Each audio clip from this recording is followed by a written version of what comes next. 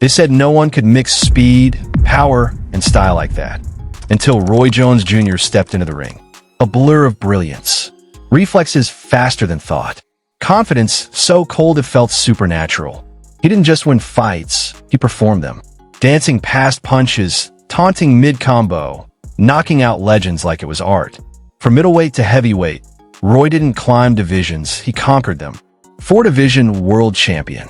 A legend who turned speed into spectacle and power into poetry, rewriting what it meant to be untouchable. Cruising through the streets in his Bentley, draped in designer, moving with that same royal swagger that made him a king inside the ring. So, before we step into the story, the fortune, and the fire of Roy Jones Jr., smash that like button, subscribe, and ring the bell, because this isn't just boxing, it's royalty in motion. He was born on January 16th, 1969, in Pensacola, Florida, a small southern town where toughness wasn't a choice, it was survival. He was born to a boxing family, the son of Roy Jones Sr., a decorated Vietnam War veteran and former middleweight fighter who believed greatness was forged, not gifted. From a moment Roy could walk, he was being molded, not just into a boxer, but into something far rarer, a warrior who feared nothing. While other kids learned laughter, Roy learned pain, and how to turn that pain into precision. From those long days in the hot Florida sun emerged a fighter unlike any the sport had ever seen. Hands so fast they blurred, instincts so sharp they seemed supernatural. In 1988, the world finally caught a glimpse of that brilliance. Under the lights of Seoul, South Korea, a 19-year-old Roy Jones Jr. dominated every opponent on his way to the Olympic finals, only to have his gold medal stolen in one of boxing's most controversial decisions. But that night didn't break him. It built him. He learned that true champions don't wait for recognition. They demand it.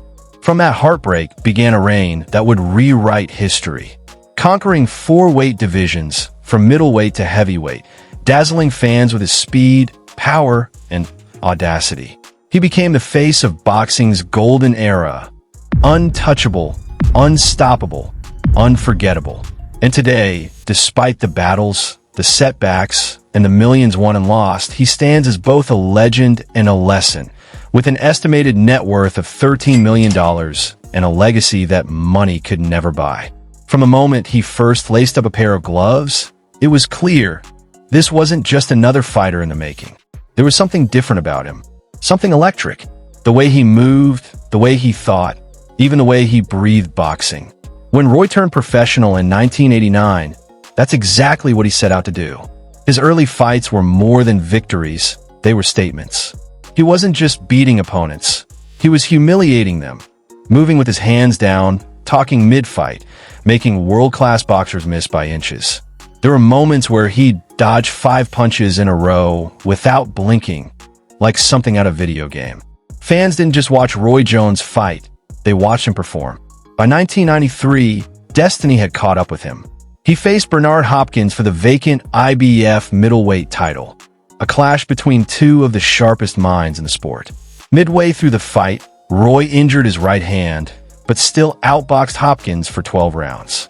Every jab, every feint, every step was calculated perfection. He became world champion, and at just 24 years old, he was already the future of boxing.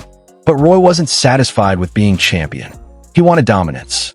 In 1994, he moved up to super middleweight to face the undefeated James "Lights Out" Toney, one of the most feared defensive fighters alive. What followed was pure poetry. He danced around Toney, landing punches from impossible angles, taunting him, smiling mid-round. It was a masterclass, one that left no doubt about who was the best fighter on earth. The victory made him a 2-division champion and officially cemented his reputation as untouchable. From there, the legend grew. Jones moved to light heavyweight, where he'd reigned supreme for nearly a decade. His speed defied physics. His power stunned men who outweighed him by 20 pounds. His rhythm was unpredictable. 1 second calm, the next explosive. Fighters didn't know whether to attack or survive. In 1996, he defeated the veteran Mike McCallum to capture the interim WBC title. Then came his rematch with Montel Griffin, the only man who had managed to hand him a controversial disqualification loss. Roy came out with vengeance. In just one round, he unleashed a fury that sent Griffin to the canvas twice. A brutal knockout that reasserted his dominance. He didn't just win belts, he collected them. By 1999, after unifying titles against Reggie Johnson, he stood atop the boxing world as the undisputed light heavyweight champion. No one could touch him. Analysts called him the best pound-for-pound fighter on the planet. Commentators compared his speed to Ali's, his reflexes to Sugar Ray Robinson's, and his flair to no one, because there had never been anyone quite like him. And then, as if conquering 3 divisions wasn't enough, Roy set his eyes on the impossible. In 2003, he moved up to heavyweight to face John Ruiz, a man nearly 30 pounds heavier, stronger, slower, but underestimated what skill could do. Roy didn't bulk up recklessly. He remained fast, sharp, surgical. Across 12 rounds, he outboxed Ruiz with ease, making history as the first former middleweight in 106 years to win a heavyweight world title. It was his masterpiece, the culmination of everything he had fought for since that stolen gold in Seoul. Roy Jones Jr. had done what few dared to even dream of. He wasn't just a boxer anymore. He was a phenomenon. But as every legend learns, time is undefeated. The body that once moved like lightning began to slow. In 2004, in a shocking turn of fate, Antonio Tarver knocked out Jones in their rematch, a moment that left the boxing world stunned. The invincible had fallen, and when he returned, Glenn Johnson delivered another crushing knockout, reminding everyone that even gods can bleed. For most, that would have been the end, but not for Roy. He kept fighting, sometimes for legacy, sometimes for pride, sometimes simply because he couldn't let go of the ring. He became a mentor, a commentator, even a rapper. But through it all, he remained a fighter at heart. Today, even after decades in the spotlight, he stands as one of the greatest to ever lace a pair of gloves. A man who defied the odds, the weight classes, and even time itself. Behind the gloves, beneath the roar of the crowd, lived a man who carried more than just the weight of expectation. He carried the echoes of pain. To the world, Roy Jones Jr. was the showman, the untouchable king of the ring.